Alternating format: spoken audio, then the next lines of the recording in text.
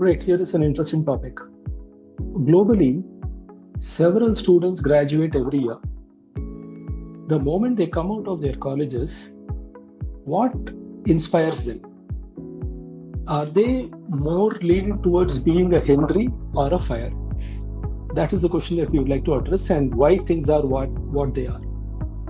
So, Henry being that a high earning and not retired yet category, and then fire being financially independent and retired early.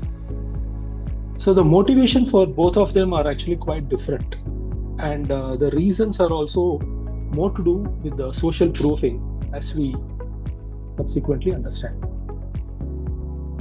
To this end, let us exactly find out why the students, after they come out of college, prefer to try and be a Henry instead of trying to even look at being a fire. So what happens is, most often when the students come out of the college, right, all along they have been listening to their lecturers, their parents, and adults around them, and suddenly they have this sense of freedom the moment they get a appointment letter, and this gives them a lot of psychological relief that at least from now they can actually decide how they want to run their life. This is a huge cause of social proofing, because their parents as well as the earlier generations also, this would have been their trait. If they continue to be in this zone, chances are that they would start feeling comfortable being an employee and make certain mistakes that an employee can normally make owing to lack of certain education, and create a treadmill for themselves, a financial treadmill. How many students who come out of the college know the difference between a linear income, a scalable income, or a flywheel income? Chances are it is a very low percentage, let's say less than a single digit percentage. A linear income is wherein one trades their skills and efforts for the sake of salary.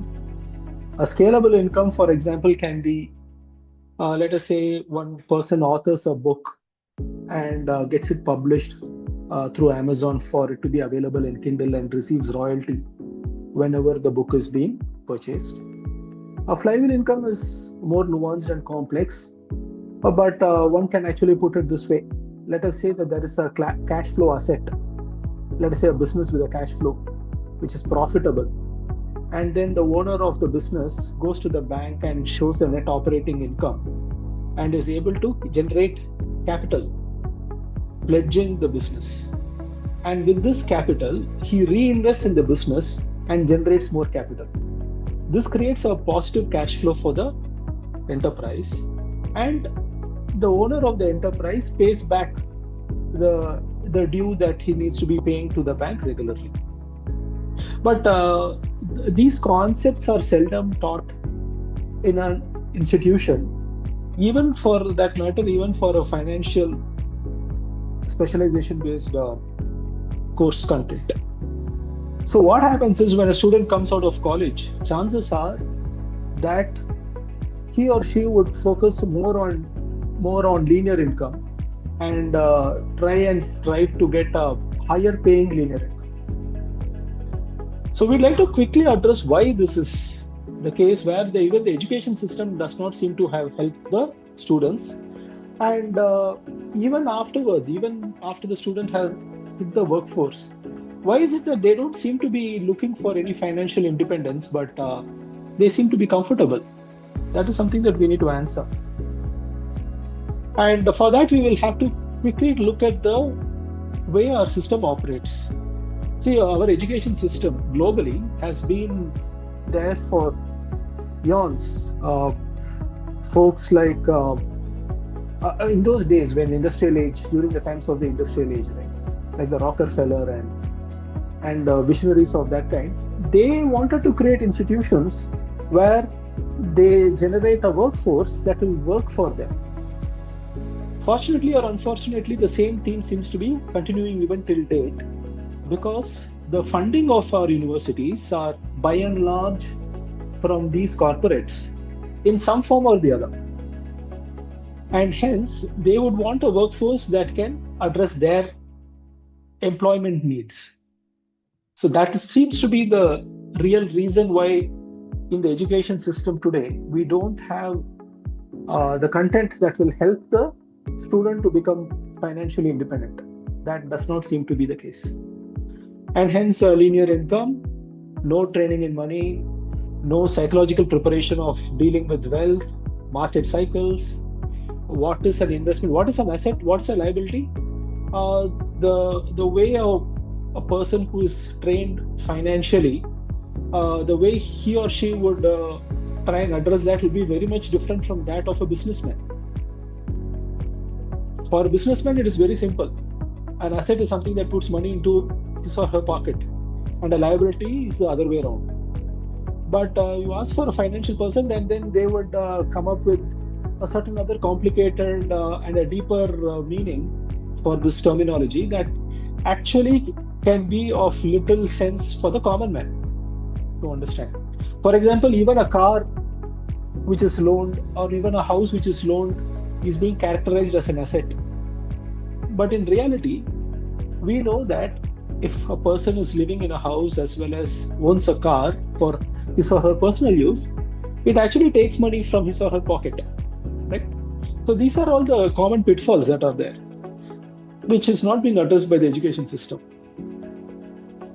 There is also absolutely no exposure to tax laws, how to raise a capital, and what are the ways in which capital can be raised, what is the better way, and how are home loans and personal loans, even though they say that certain amount is a rate of interest, is the principal and the interest rate taken in a very peculiar way in the case of a home loan compared to that of a normal mathematical concept of an interest rate. Those concepts are seldom taught. As a result, what happens is the student, when he or she comes out, owing to social proof, seeing the parents having lived a similar lifestyle of having worked in an enterprise, can take up certain liabilities, imagining them to be assets, burdening them of costly loans, and think that actually they are doing the right thing and living the life. This is the case, fortunately or unfortunately, for anybody, even though he or she might have secured maybe a PhD, secured very good scores in their field of domain, but still they can be financially illiterate. And linear income, lifestyle traps, bad debt, and very poor judgment on balance sheets are the outcome of such a system that we see even in young adults and folks who have joined and been in the workforce for a reasonable period of time. And the reason, of course, social proofing, and again, let us see why the social proofing, for it to occur, why did it even happen that the earlier generation also seemed to have flawed in a similar way? So the answer seems to be in the context of the era. In the earlier era, there was a huge knowledge gap that results in a wealth gap. What is the reason for knowledge gap? Because those days, that is probably even prior to the year 2000, it was very difficult to get the knowledge on how money works and how exactly do people create assets and make the assets work for them. There were books available, no doubt, like, there's Robert Kiyosaki's, several books are there, Rich Dad, Poor Dad, and Guide to Investing. All those books were there. But, from an American context, how do we apply it to their local context, maybe in the Gulf or in Europe or any other place in the world? It was very difficult. There was no multimedia access, social media access. There was no YouTube. So, and then there were no blogs or vlogs available for individuals to share their wealth of knowledge. As a result, what had happened was that there was no mentor, There was no wealthy relative to show how exactly this needs to be done. Nobody in the know-how. As a result, the earlier generation was in an era where they also believed that working hard for an employer was the way to grow in life. And they continue doing it till the retirement. So the current generation are uniquely poised because this knowledge gap can be actually filled. Because now we live in an age where information is available. This is not just an information age, this is an artificial intelligence age also, and an age where knowledge is available for free. If we make the right choices and hear from the right sources, once this knowledge is there, does that guarantee a person who comes out of the college to directly mature from earning a linear income to that of a flywheel income? Again, the answer is no. The reason is again social proofing, right? So one has to come out of the comfort zone and aspire to become financially independent. Is it wrong to be in a comfort zone? Yes and no. Chances are that in life, in the comfort zone itself and being a Henry itself, the individual might accomplish the targets and goals that one would want to accomplish. But FIRE seems to be having an extra value proposition wherein the individual has the capability to choose whether he or she want to continue work with an employer or actually has a way in which the flywheel income more than satisfies the need for the individual. So for that to maturity to come, one needs to shift from that of a comfort zone of a linear income to that of a flywheel income. One actually can do it using the three-step process. Actually, this is a yogic process, interestingly.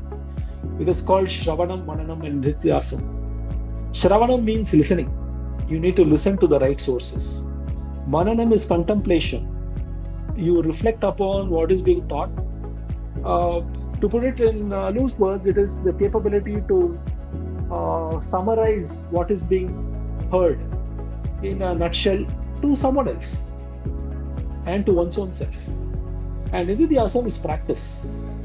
Practice is what is going to help the individual get the hands dirty and with trial and error and with the experience of playing around with whatever knowledge that person has gained.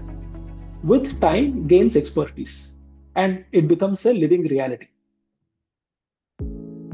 So now the choice is there for an individual who is now freshly out of the college to either be in the comfort zone and settle there, or choose the comfort zone as a launch pad and move towards becoming a FIRE instead of aspiring to be a Henry. Thanks for the time. As always, if there is any question, I'll be more than happy to answer. Good luck for all that you're doing. Until we meet next. Thank you. Bye.